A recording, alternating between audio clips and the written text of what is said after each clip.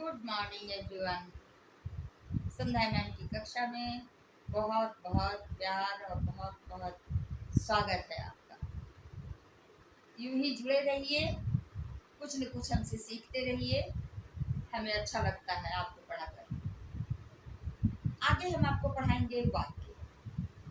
सच कहूँ तो वाक्य सबसे दिलचस्प चैप्टर है, बहुत मज़ेदार। मेरा दावा है आप सामने बैठो मैं पढ़ाऊँ तो आप 4 घंटे उठना नहीं चाहेंगे, इतना इंटरेस्टिंग। तो उसके लिए मैं उसको छोटे छोटे पार्ट में सब समझाऊंगी आपको धीरे धीरे, ताकि क्लियर एकदम कंसेप्ट आपका जो है एकदम क्लियर हो जाए। और एक समास और एक वाक्य, सच पूछो तो मेरा फेवरेट चैप्टर है, दोनों ही बहुत ही बढ़िया, बहुत ही मज़ेदार। और जब आप पढ़ने लगेंगे तो देखेंगे कि कितना उसमें मज़ा आता है। तो वाक्य को समझने से पहले हम आपको थोड़ा क्योंकि दोनों में वाक्य और समास दोनों के लिए आपको जरूरत पड़ेगी कारक जानने की। तो कारक आपने पढ़ा है, मैं जानती हूँ 6-7 से बच्चे पढ़ते हैं कारक, फिर भी थोड़ा उसका मैं चाहती हूँ कि उसका रिवीजन कर लो। एक बार फिर से आप सबको याद दिला दूँ कि कारक क्या है और उसकी हमें क्या जरूरत है। कारक जो है उसके देखिए 8 वेद होते हैं, मुझे लगता है सभी को पता होगा, याद भी होगा। एक पहला होता है, क्या कहते हैं उसको, कर्ता। कर्ता यानी करने वाला, जो काम को एग्जीक्यूट करता है वास्तव में वो कर्ता कहलाता है। जैसे मैं कहूँ कि राम किताब पढ़ता है, यहाँ कर्ता कौन है, राम। इसी को यदि मैं पास्ट टेंस में कहूंगी, भूतकाल में कहूंगी तो क्या कहूंगी, राम ने किताब पढ़ी। तो यहाँ हमें क्या लगाना पड़ा कर्ता के साथ, ने। ये जो है ये कर्ता का चिन्ह है, कर्ता का चिन्ह होता है ने। दूसरा भेद होता है इसका कर्म। कर्म क्या होता है, जिस पर काम करने का जो फल जो उस पर पड़ता है, जिस पर पड़ता है, जिस शब्द पे, उसको कहते हैं। जैसे मान लीजिए कि हम कहते हैं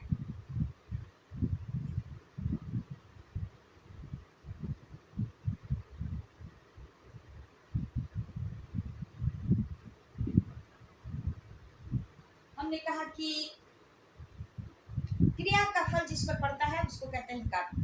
तो अब जैसे मैं कहती हूँ कि राम को पढ़ना पसंद है, राम को पढ़ना पसंद है। यहाँ क्या है कि पढ़ना क्रिया है, पढ़ना क्रिया है, उसका जो है क्रिया का फल जिस पर पड़ता है। जैसे हमको को लगाना जरूरी है। हाँ, बच्चे ने आम को तोड़ा। कई बार क्या होता है, ये को छिपा रहता है, बच्चे ने आम तोड़ा। तो आम तोड़ा, तोड़ने की क्रिया का फल पड़ रहा किस पर, जब हम को उसमें लगाएं चाहे नहीं लगाएं, छिपा हुआ है, ये हमको समझना होगा।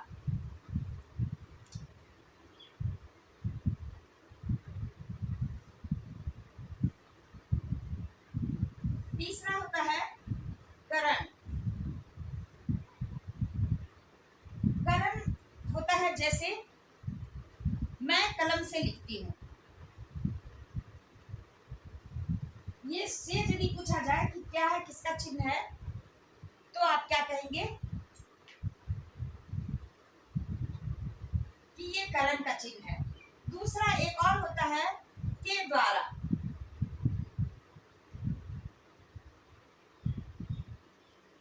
जैसे मैं ये कहूँ कि वह बस से गांव गया, बस से गांव गया, से उसको ऐसे भी हम कह सकते हैं वह बस के द्वारा गांव गया।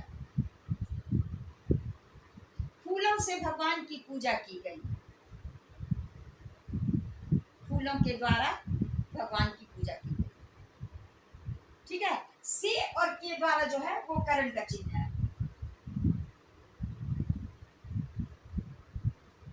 नेक्स्ट है संप्रदान। संप्रदान का क्या चिन्ह है? के लिए। जैसे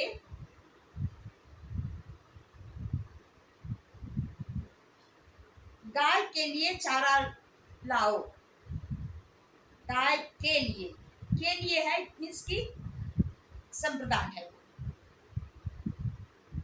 जैसे मान लो कि हमने कहा कि देश प्रेम, उसके अंदर देश प्रेम है। यहाँ क्या हुआ? कौन सा चिन्ह है बताओ? देश से प्रेम है। यहाँ क्या हो गया? करण का चिन्ह है। लेकिन यदि मैं कहूं उसने जल शिव को अर्पण किया, यहाँ शिव को अर्पण किया, ये कर्म का चिन्ह नहीं होगा। क्या हो जाएगा? संप्रदान का होगा। इसका चिन्ह होता है को और के लिए।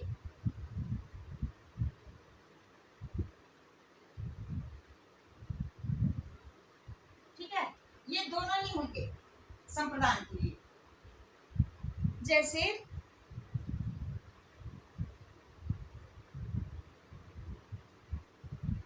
हमने कहा कि गाय के लिए चारा ला, ये के लिए संप्रदान का हुआ। और यदि कहते हैं उसने शिव को जल अर्पण किया, ये को जो है संप्रदान का चिन्ह है। कैसे? क्योंकि वो अर्पण किसे किया? शिव के लिए अर्पण किया जल, इसलिए ये को और के लिए। ये संप्रदान में भी इसमें कंफ्यूज नहीं करना है, ये मैं बताऊंगी और क्लियर आपको एक दिन। उसका नेक्स्ट है अपादान। अब देखो अपादान में क्या होता है?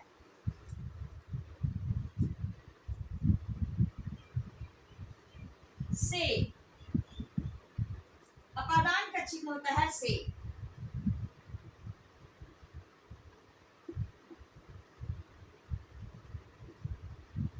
इस से का क्या मतलब होता है? अलगाव, दूर होना। हमने एक से देखा भी, कर्ता ने कर्म को करण से, उसका भी चिन्ह से है, लेकिन वहां संबंध जुड़ता है। जैसे कलम से लिखती हूँ, लिखने का काम किससे हो रहा है? कलम से हो रहा है। लेकिन यहाँ जब अपादान में से आता है, जैसे छत से पानी गिरता है, इसका क्या मतलब हो गया? गंगा हिमालय से निकलती है, गंगा वहां से निकलकर दूर जा रही है, अलग जा रही है। ये से जो होता है ये अपादान का चिन्ह होता है। ठीक है, एकदम ध्यान रखिएगा कि दोनों में क्या अंतर है। करण से वहां संबंध जुड़ेगा, लेकिन यदि कहूं कि बिल्ली छत से कूदी, छत से कूदी, क्या हुआ? छत से वो अलग हो गई।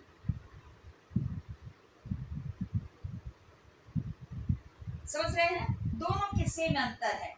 एक में संबंध जुड़ता है और इसमें संबंध टूटता है, अलगाव। इसको कहते हैं अलगाव बोधक। ठीक है,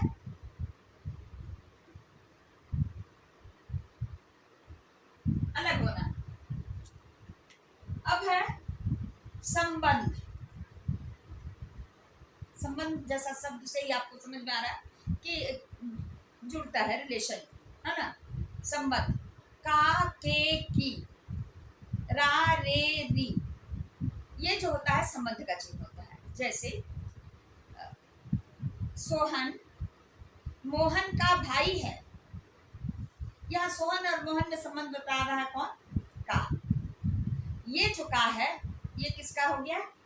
संबंध का चिन्ह हो गया।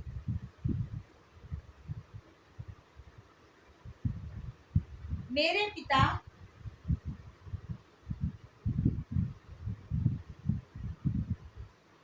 का नाम,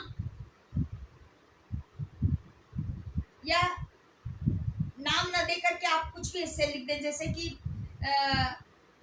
भारत की पवित्रता सभी जानते हैं, भारत की विशालता को कौन नहीं जानता।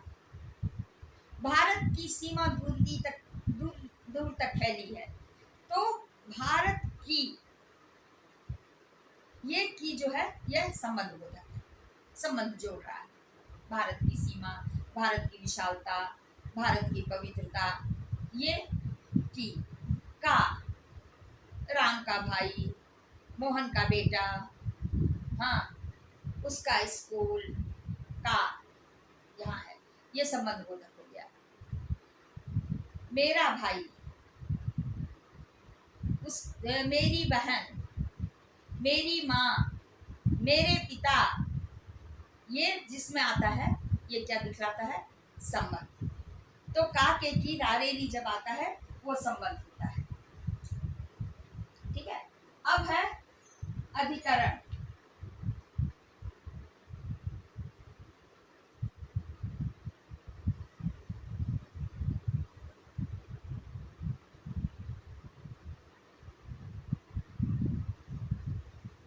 अधिकरण, अब अधिकरण का चिन्ह होता है में पर। में पर, बच्चा छत पर खेल रहा है, बच्चा छत पर खेल रहा है, ये क्या हो गया आपको? अधिकरण का चिन्ह।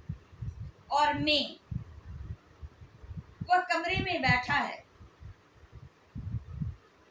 कमरे में बैठा है, ये क्या हो गया? ये भी अधिकरण। यानी जब में रहे पर रहे, हाँ, उसे देश पर गर्व है, पर अधिकरण। उसे देश से प्रेम है, से करण। उसकी भक्ति देश के लिए है, के लिए संप्रदान। ठीक है। और नेक्स्ट होता है संबोधन। संबोधन, जब किसी को पुकारते हैं, संबोधित करते हैं, वो जो है संबोधन कहलाता है। ठीक है। जैसे अरे भाई इधर आओ, अरे ओ बच्चे क्या कर रहे हो,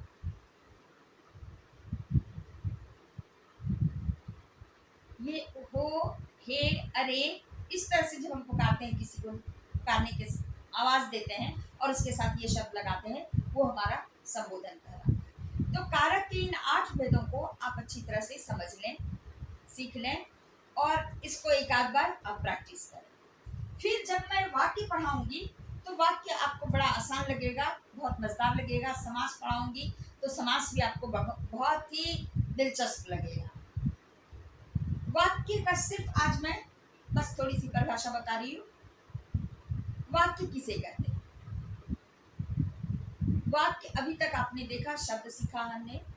अब वाक्य, वाक्य जो है शब्दों के सार्थक मेल। जैसे मान लो कि एक सेंटेंस में बोलती हूँ, सार्थक मेल नहीं, सार्थक मेल जिसकी जहां जरूरत है उस शब्द को हम वहीं फिट करेंगे, तब वो हमारा सही वाक्य बनेगा। मान लो हमने कहा कि सपेरे को सांप ने काट लिया,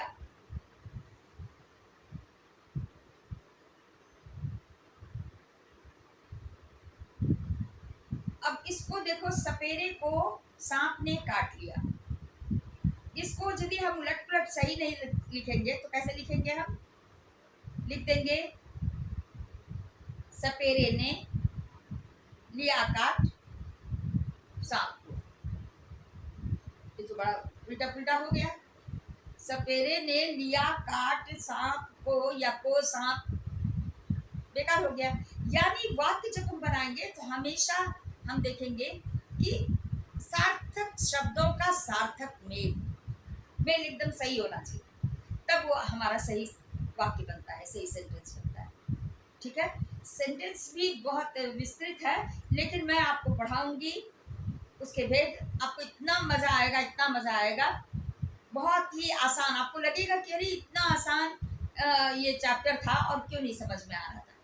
तो इसलिए मैं बहुत ज़्यादा प्रेशर देके नहीं पढ़ाती हूँ, थोड़ा थोड़ा करके चलती हूँ ताकि आप हल्के में सब कुछ सीखते हुए बढ़ें। उसमें मैं जब पढ़ाऊँगी आपको वाक्य के भेद, वाक्य को कई तरह से बांटा गया है, उद्देश्य विधेय और सरल संयुक्त मिश्र।